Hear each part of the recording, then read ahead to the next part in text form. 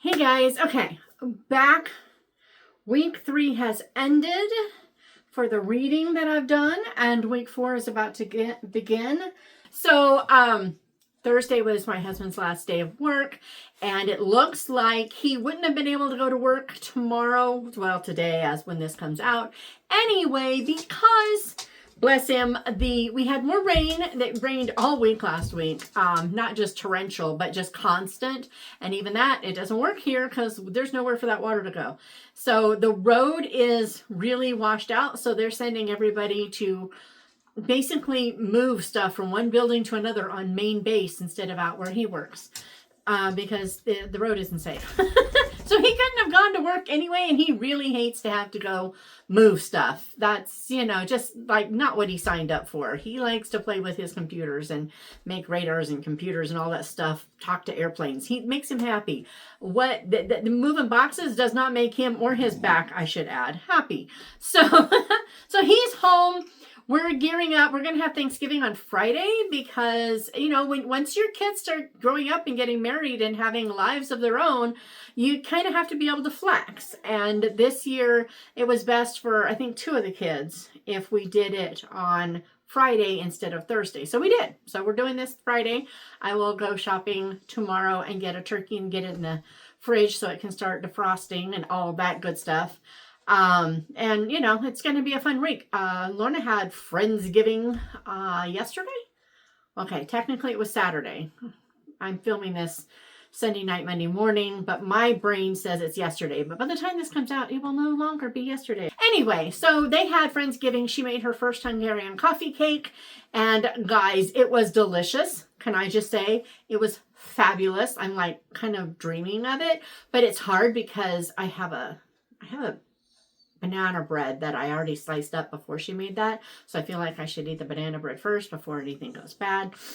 Getting kind of dicey. And I have to make sourdough this week because we're down to our last 3 or 4 pieces. So all the baking this week, even though it wasn't really what I had planned because I've got to get stuff done. Yes. I also got the intro to... Sorry, heat, it's cold. I got the intro to the book of us written, so I hadn't actually written that yet, but I did get that written, and I've gotten, several more days, so we're looking at almost halfway done with all the ones that I'm going to actually share. I'm going to write a whole bunch more when I finally turn it into a book, but for now, and I even kind of played around with that a little bit. It was kind of fun. But, so, then I get to reading. So let's start... with the books that I read. We'll start with ebook/audio. I think I don't have an ebook. Technically I do. Guys, it's a disease. I don't know how many authors do this. I do it quite a lot. The Kindle was open from where I had read The Love Light Gleams, the other authors. And I was looking up something in it, in mine, and I thought it was in the first couple of chapters. Neville is thirsty. That bacon makes you thirsty, all the salt, right? Yes, they each had a half a piece of bacon, and they're very happy. But anyway, so I thought it was in the first couple of chapters, so I was just going to read them, find the spot, figure out what I needed to know, and move on, right? I figured out that I was about 2/3 of the way through when I got there, and I went, A, I didn't find what I was looking for, but B, once you're that far, you kind of have to finish, right? So I ended up getting done reading my own story. I still like it. I still like what I did with it. I also listened to The Holly Village Murders by Benedict Brown. This one was really good. I didn't get who did it. It's funny because I had a thought of, that person is probably who a lot of authors would choose. And, because I could see how you could fill this out, or this other person connected. Maybe that person could have been. That would be one that people would choose. But I really wanted it to be this other person. And I was kind of building a case against that person. And some things weren't lining up. And there was pretty much a case against almost everyone. He did a really great job with that. But some things weren't quite lining up for who I wanted, which actually is why I thought, oh, it's got to be this person, because this stuff against these other people is too easy, right? Yeah, totally got me, totally threw me. He chose the right person and the right reasons and all the things. He did. But I kind of liked my idea, not as much as I did with the Victory Party. And the Victory Party, I still got hope for. But yeah, so I didn't get it. He got me totally fair and square. There was no out of left field twists or anything like that. It was just, spot on. So there was that one. Then I listened to the Christmas Book Flood by Roseanna M. White. And so this one came out this year for Christmas. It's a World War II book that takes place in Iceland. I didn't expect to have American soldiers at all in it, but so I learned some history. Didn't know some of this stuff. That was kind of cool. But I knew that it was coming out on audio and in Kindle, but not in paperback/hardback. I am so sad. I want this book in hardback so bad it isn't funny. I am begging the publisher, Roseanna, everybody, please put this thing out. I want this on my shelf. This is one I'm going to want to share with people, and not everybody reads Kindle or listens to audio. And so I'm really disappointed in. But the story was brilliant. So we have a young woman who is from a farming village in Iceland, and she comes to the city to work in her uncle's publishing company. She is kind of his assistant. She does a lot of things. Now, because there isn't war rationing, this is where that whole Yola Book of Flood came, which I mentioned in Heart of Knoll, which is starting next week. Just saying, audio. YouTube, Krista. Anyway, this is where this came from. She's telling the story of how this began. So because they didn't have paper rationing, all the publishers got together and they put out this book catalog where people could just go through and send in orders, and those orders would get sent to the publishers, and the publishers promised to get them there by Christmas. And since so much other stuff was rationed, the paper wasn't rationed there. And because paper wasn't rationed there, they could afford to buy books, because one of the great things, unlike many European countries, they were actually flourishing under the war, because the Americans were there. They were spending dollars there. They were, being, they weren't occupying the country in the sense of war, but they had bases, and they were there to be in a strategic position and that kind of thing. But because of that, there was a lot going on. And so what is her name? I can't remember her name. I can't remember his name. I think the little girl's name is Elia. This is not good. So we have our main gal. We're going to stick with that because I never read it. I'm not remembering it. So we have our main gal, who is the niece of this uncle and works at this publisher. Then there is a young editor at the publisher. And the editor is incredibly shy and kind of, he's from this family of rugged and rugged fishermen, and he's the bookworm, and he feels very inadequate compared to them, and they haven't done a good job of not making him feel that way either. So the combination isn't really pretty. And then you have, they interact at work a lot.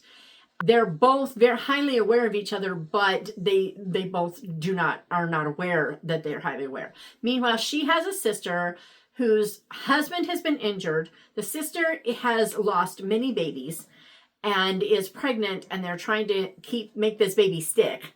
So the sister sends her daughter, who's like 7, I think, to Reykjavik to be with her, our main gal, whose name I want to call her Jane, just to give her a name that's not her name. But she sends her to, the younger sister there so that she will have a good Christmas, and they can't really take care of her because they're both pretty much bedridden. So let's do this instead. And one of the neat things that Roseanna did is she brought in a lot of the folklore of Iceland into the story. So we know where some of their Christmas traditions come from. And there's a brilliant scene where the man, the editor guy, he explains why telling these stories isn't taking away from the truth of God and what God says in his word, and how they reflect and what they do. It felt very much like this man and C.S. Lewis would have been dear friends if they knew each other, because they had very similar outlooks on this. That was beautiful. What most people don't know, but we do find out possibly from the synopsis. I'm pretty sure it's in the synopsis, but if it's not, I'm also pretty sure it's in the look inside, the sample. They don't call it look inside anymore. They call it sample. The sample on Amazon. So because of that, I'm going to go ahead and tell you, she has written a book, and this guy was her editor, and they have struck up a correspondence. But the guy doesn't know. She knows that she's writing to him, but the guy doesn't know that he's not writing to a man. She has put a man's name on the manuscript. Even her uncle doesn't know it's her. And so things are going to evolve. Now, what I loved so much about this is there is kind of a formula. Okay, there's no kind of about it. There is a formula in romance. It needs to tick some boxes.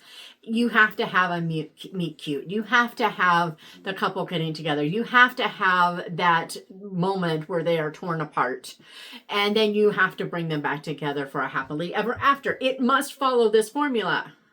All the musts, all the air quotes, all the things, right? Well, the reason for those, it's a very good reason. It is to ensure that in something that is so loving and romantic and nobody wants conflict in those, it ensures that there will be some, because without conflict and tension, there is no story. It's just a series of sweet thoughts and events. But with conflict and tension come interactions, and it makes things realistic, and it keeps the reader engaged. Okay, that's just the truth of it. And that's how romance does theirs. And it's pretty much expected that you will do this. So with that in mind, Roseanna says in this one, no.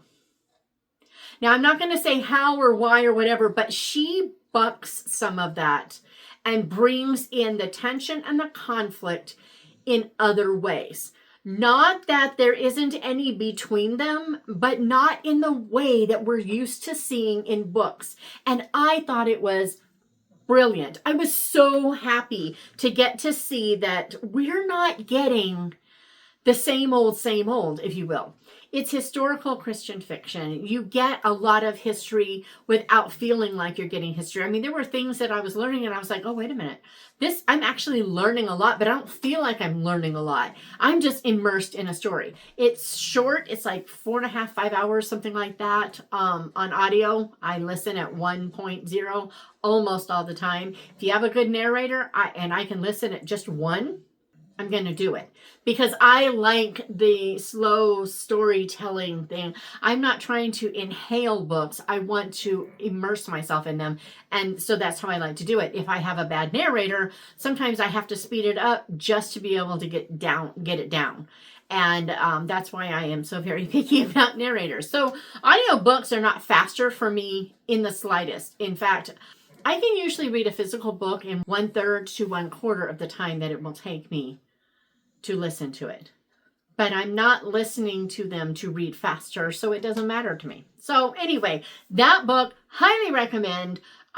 It was beautiful. The interfamily relationships, the interpersonal relationships, the work environment, the way they all come together when they get way more orders than they ever imagined possible. They get a flood of book orders, okay? And how are we going to make this happen, and all the things.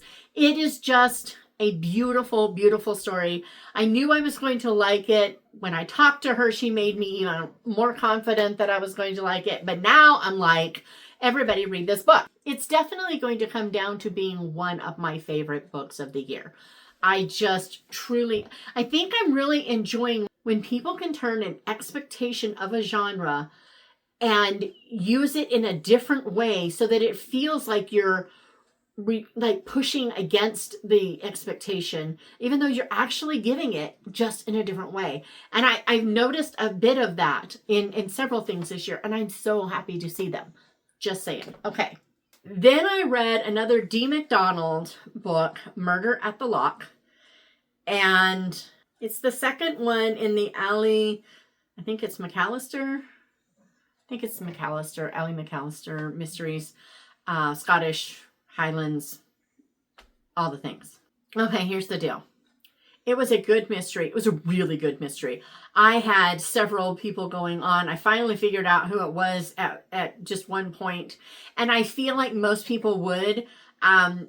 It's the one thing that the author did poorly in regards to the mystery. And I can't even tell you why, because it would be an instant spoiler if anyone read it. However, there's a couple of things that are bothering me about this one.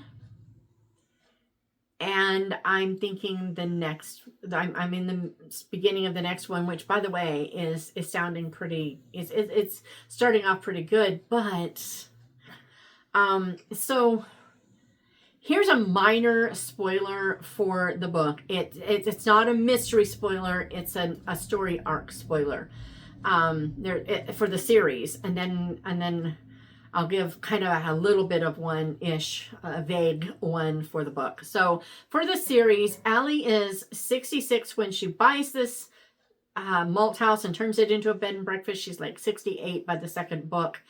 And in this one, she and one of the locals have entered a romantic relationship. Got no problem with that. I don't think you're put out to pasture at 40. Okay, so not a problem. And we're not given any details about their personal lives, aside from the fact that they do have a very private personal life. We know this. And I was willing to, I don't want to say overlook, because that sounds like I don't care, but I was willing to acknowledge, let's say, that for people who don't claim Christ, this is not an issue for them. And the author never promised anything but what she's delivering. And so I was choosing not to complain about it until I read this book. And we're not getting more details. We're not getting more of anything. But this one, because of other things, I think where I'm having problems, it's pushing in other areas. Okay? Because in this one of the story... trying to figure out how to say this. Excuse me, I am having asthma trouble, and I don't know why, but started last Sunday. Someone wore something to church that attacked my lungs, and I had a couple of minor attacks since then. And so every once in a while I wheeze and it bothers me. So if I start wheezing, sorry. In this book, the author uses something that I'm very uncomfortable with. I can't say what it is because it is definitely a spoiler for the mystery. And if it wasn't for the mystery, I would say I don't care. But because it's such a huge spoiler for the mystery, I'm not going to say what it is. But it is something that I'm very uncomfortable with in my reading. On top of that,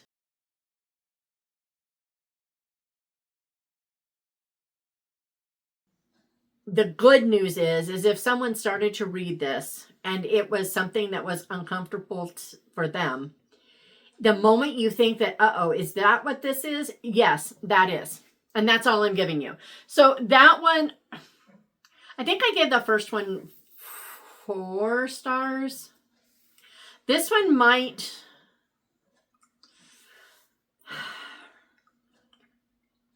This one might get bumped up to 4 from 3.5.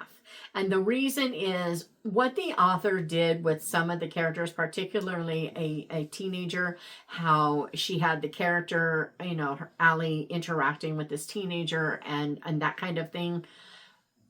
it was so well done that I can't just give it 3 stars. That seems too little. And even 3.25, I feel if I do 3.25, I am deliberately keeping it below what I normally would, just so that I don't have to bump it to 4. And that doesn't seem right either. So I'm giving it 4 stars with a huge caveat that there is something about it that makes me uncomfortable. And I'm like a third of the way through the next book in the series. She's got this book to have nothing in there that bothers me, or I'm not continuing the series. And I'm not even promising to continue the series if there isn't. But I know if there is, it's out. And as a matter of fact, I won't finish the book. The minute I know something is coming, or I guess something is coming, it's going off. As long as something doesn't come, then I'll make the decision later. So there was that one. Very disappointing, because I like the writing, I like the characters, I like the village, I like this world she's created a lot. But this is bothering me. So there's that. Okay, so that is all that I read, audio and ebook. Then I read Waylaid on Whidby Island by Laurie Herlich. I keep wanting to say Herlich, but it's Herlich. She's the one doing the licking. I need to trim these. Oh. Anyway, so this is a mystery that takes place, obviously, on Whidby Island in Washington. So I started reading it, and don't get me wrong, I was sure I was going to love the book. I had no doubt, but I didn't know what to expect. I've never read any of her writing whatsoever, so I knew nothing going in. I had talked to her enough that I got a good feeling for how she thinks, and I listened to her enough. I caught her storytelling when she was telling her story about how she, as a Jew, came to know Jesus and all that. It was phenomenal. But she was a great storyteller, so I could tell that I was going to like her writing, and I did. I really liked it. I liked her characterizations. I liked that she didn't make things too easy, but she didn't overcomplicate all the things. I also like the fact that I got way too far into this thing before I figured out the mystery. And that's about all I can say without giving stuff away. So, here's the deal. Our character, I don't even remember her name, but this time I can look.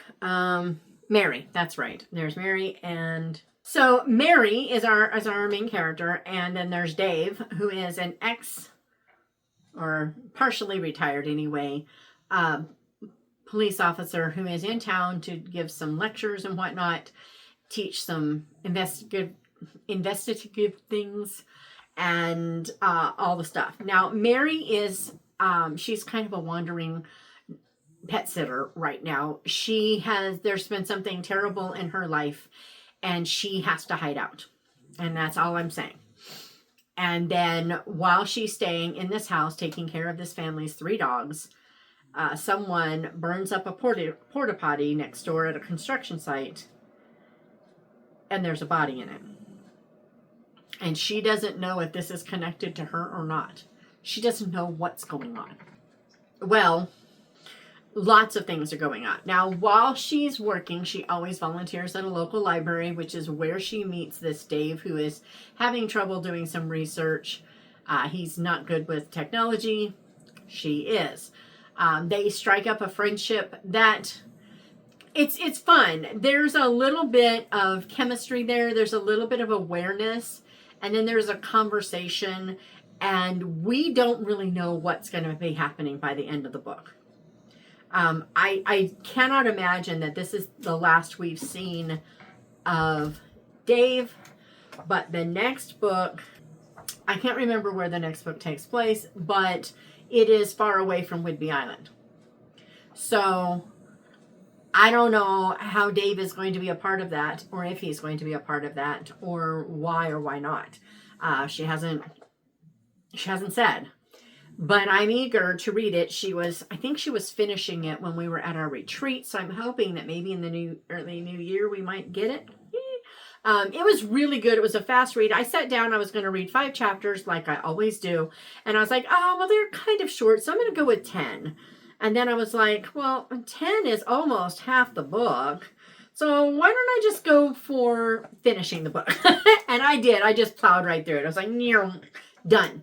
So lots of fun, very clean.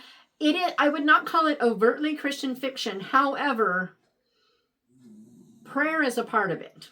Minor part, it's mentioned, not, we don't engage with them in the prayer, but there is prayer involved. So for what it's worth, yes, I figured out who it was and what it was and how it was, but way further in than I should have. She did a really good job. All right. And finally, I read The Bark of the Bog Owl by Jonathan Rodgers. It is the first in the Wilder King trilogy. So this is, it's not a complete retelling per se, but it is heavily influenced by the story of David in the Bible as the youngest son of Jesse, as, you know, they're going to war against the Philistines. There's the whole Goliath thing in here. It's all here, but it's not the exact same story either. There are these Fiji folk who are hilarious and delightful, and I love them. But there's something even more to this. I love so much that they show, like, okay, so I've read and or heard the story of David and Goliath dozens of times in my life. I can't count how many. It's been a lot. And in that story, I know in my head that Goliath is not only mocking the Israelites, he's mocking their God. And David is like, not my God, you're not. Okay, I know that in my head. But seeing it through the eyes of this book brought out that side of it way stronger than a straight reading of the Bible did. And that's not the Bible's fault, that's my fault. But I also learned through story. So this sent me back to the Bible where I got a better picture of what David was all about. And in this one, there's a bit of patriotism in here that we see that I don't always see in the Bible. And I don't know that it is in the Bible. I'm now going to have to reread this to see if there's like some sort of patriotism on top of, you know, standing for God or what, you know, I don't know. But there was so many things in here that just make you go, yeah. In one, how rarely do I ever flag a middle grade? I'm just saying. But this one had one spot. So good. It said, it has been nearly 10 years since the 4th Western invasion. 10 years of peace and leisure. In our comfort, we have forgotten that virtue is hard. In our wealth, we have forgotten that freedom is expensive. We have come to love what the Perthans love. I don't know how you pronounce it. I see it as Perthans. Perthans, something. We have come to love what the Perthans love. The Perthans would be the Philistines, okay? But basically, they're just being annexed, and they're just like, they're going to roll over, except, no, they're not. We're going to fight now. But the fighting turns into Goliath versus one Israelite, and we're going to go at it, and that's going to be the battle. And we get to see it in here, but we get to see that when you lose sight of just what your foundation is, you lose a lot. So for me, you know, I was brought up to be incredibly grateful and proud to be an American, and I am. I love my country. But seeing this, I can see my country through this lens, and I can see where some of what I loved about my country we've lost in our desire for a cushy life, basically. And so it kind of sparked something in me. I'm like, So yes, I have not gone to Amazon to buy the next book, but I will be when we get off of here. definitely need to keep reading. It was so good. It was just so good. Okay, so coming up, week 4, November, what am I going to read? Well, I did not read another book in a very bookish Thanksgiving. So I read one page of the prologue. Okay, just saying. So this next one is about Mansfield Park, which is one of my favorite Austens. I just love Fanny Price. So because of that, I really am eager to read that. It probably sounds like I'm not, but I am. So I'm going to continue that at some point. I'm also been reading What If It's True by Charles Martin. Okay. I'm trying not to say too much because then I'm going to have to do this wrap up thing and I don't know how I'm going to get through it. Today's really hit hard. It was ouch. I think it was chapter 4. Let's see, I'm this far in. It was like chapter 4. It was about the woman caught in adultery and it was, oh my gravy. I'm just going to read the whole paragraph. You can just fast forward if you don't want to hear it. Anyway, with that in mind, I'm taking my place along the city wall, joining my voice with the town crier, my friend Bartimaeus, and the rest of the chorus of the unashamed, and screaming at the top of my lungs that this matchless and magnificent Jesus, this awesome God of battle axe and spear, this God of angel armies who commands his angels concerning me and mine, this Messiah, this Emmanuel, this prophecy fulfilled, this faithful one, this truth, this holy God who upholds all things by the word of his power, this lover of my soul, this Alpha and Omega, this beginning and end, this brightness of the Father's glory, this firstborn among the dead, this King of kings, this King of glory, this great I am, this Son of David, loves nothing more than getting down in the dirt with a blind and smelly, defiled beggar like me. That for some mind-blowing reason, he has time for me. That I matter a lot.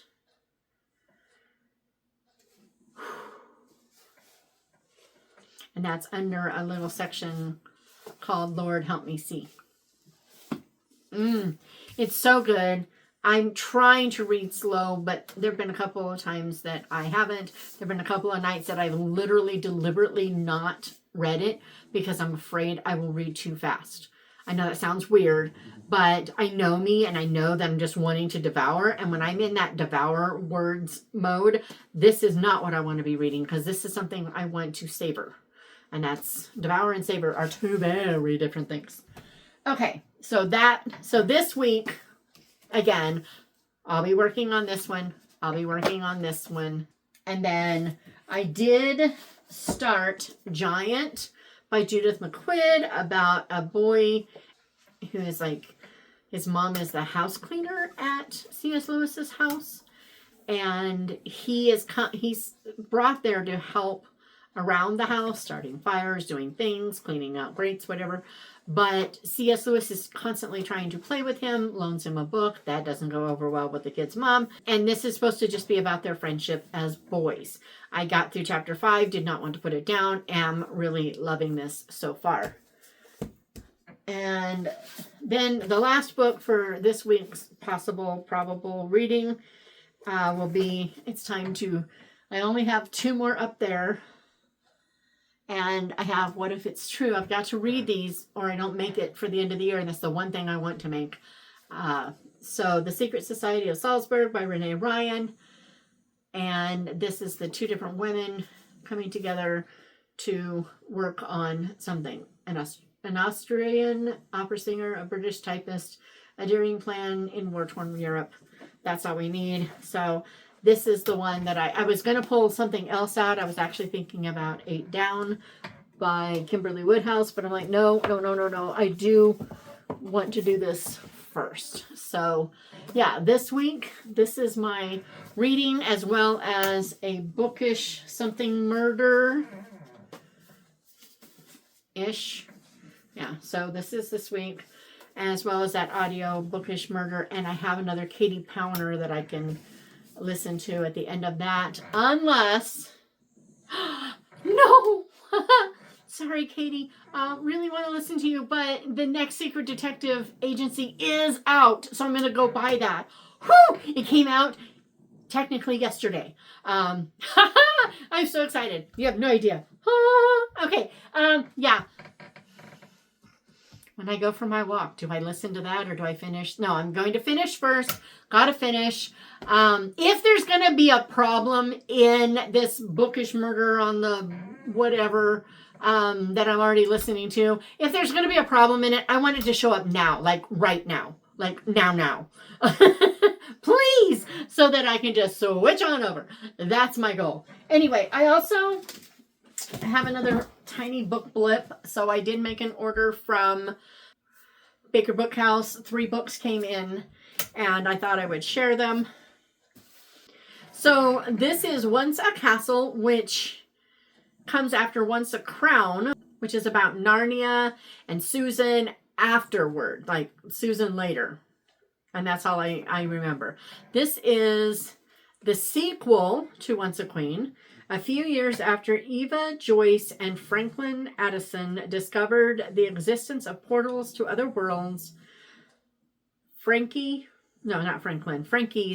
younger siblings, together with some new friends, make discoveries that will change their lives and at least 2 worlds forever. Ooh, at least 2 worlds. That's pretty cool. Okay, I'm going to stop there though. I'm kind of afraid of doing any more. So I just decided I'm going to buy book 2.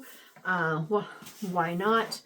And so there's that one. Then I did get, see, I told you I was looking forward to this, or I think I actually cut it out of the other one because anyway, so this, I love Sarah Monson.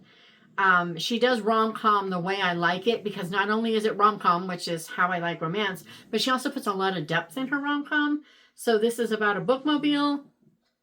That it didn't matter. It could be pure 100% sappy drivel, and I would probably like it because it's about a bookmobile. Yeah. So this one. Can a rundown bookmobile be the vehicle that brings 2 unlikely hearts together? Little Creek's bookmobile is more of a death trap on wheels than a vehicle of literary delight. And circulation librarian Haley Holt is afraid it's going to careen down a mountainside with her in it. Yet, she sees it as a way to serve her community and be worthy of the liver transplant that saved her life as a child. However, her fears come true when the bookmobile breaks down and a rock slide traps her in the small hollow of Turkey Grove. Okay, Turkey Grove, that's adorable. And then we find out about Lou Redding, who lives there, and I'm going to stop there because I don't want any more than that. That's sufficiently grand for me. So Hearts in Circulation, that will probably be read pretty quickly. But what do I know? I truly don't know anymore because I'm doing things totally crazy. And then I found this book. I've never heard of Sean Dietrich. This is Sean of the South. So I think he writes Southern fiction, which is why we get Sean of the South. But anyway, this is a Thomas Nelson book, so I will confess to being a little unnerved. I don't trust them anymore. That sounds terrible, but it's true. But listen to this and you'll see why I got it. It's never too late to find your purpose. Woody Barker steps out of prison, planning to live out his years in his houseboat docked on the Alabama Gulf Coast, which is like where my sister lives. She lives in Mississippi, just across the border, but still. Anyway, as a defrocked priest with a heart condition and an ex-wife who still runs his life, he needs peace and a path to redemption. Caroline Boyer is 17, pregnant, and stuck in a loop of bad choices. At her mother's deathbed, Caroline finds herself at the center of an unexpected plot that has the potential to turn her world upside down. At the funeral, she discovers a father she's never known. Whether she likes it or not, her life will never be the same. Soon, Woody, Caroline, and an emotional support goldfish named Gary. I forgot about that. Wait till you meet beta fish sushi in crosswords. And let's just say that Atticus has been listening to too much Roger Miller. So if you know your Roger Miller and you think about Atticus and a beta fish, you'll know what I'm talking about. Anyway, an emotional support goat. That's even worse. An emotional support goldfish named Gary are on a grand adventure through the deep south, chased by the men who are desperate to learn what Caroline's mother told her before she passed away. They use every skill they have as a new family to stay one step ahead of danger. To make it worse, former parishioners of the church that cast Woody out are determined to throw him a welcome home party. As Caroline and Woody look for answers and try to avoid disaster, they also learn how to redefine family, hope, and faith they thought they'd lost. With dry humor and compassion, beloved writer Sean Dietrich highlights the good of humanity. That's making me nervous already. And the light that's always just around the corner. Got some theological problems with that sentence. I'm just saying.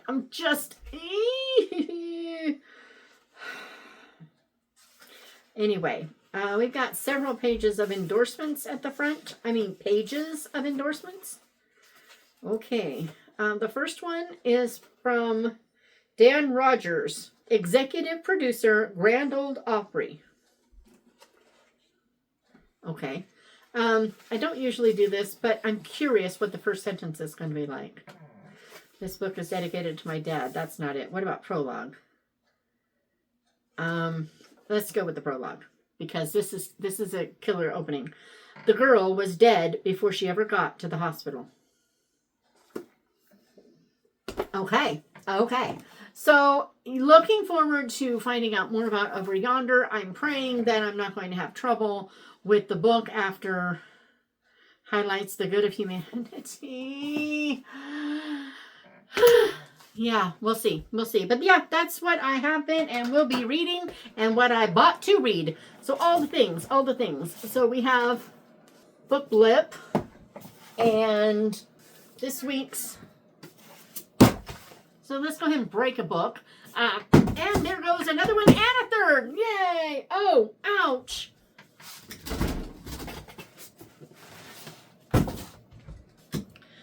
The first one landed pages splayed.